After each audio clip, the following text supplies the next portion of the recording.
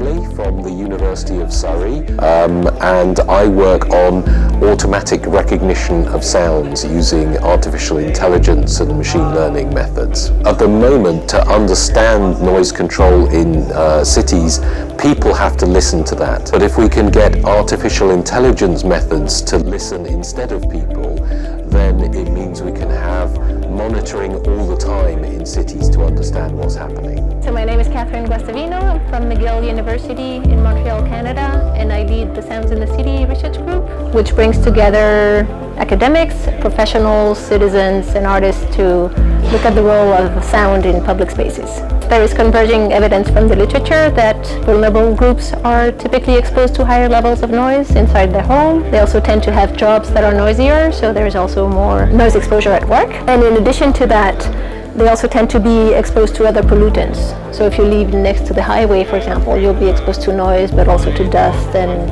low air quality. I'm Dick Botledoreen, professor at Ghent University in Belgium, where I'm part of the WAVES research group, and we do research on everything related to urban sound. Well, the urban soundscape is evolving, mostly because of changes in traffic, but there is also an increased interest in city planners and designers. If you look at it 4 years ago and we compare it with today, you see much more people actually applying the ideas in practice. I think one way to fix it is to try to prevent this. So currently we often think about noise too little and too late.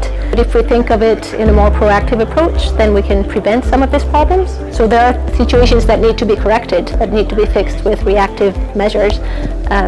But I think in the long run, it will be more to consider noise in the early stages of planning so that we don't end up in the situation where people are living next to the highway, for example.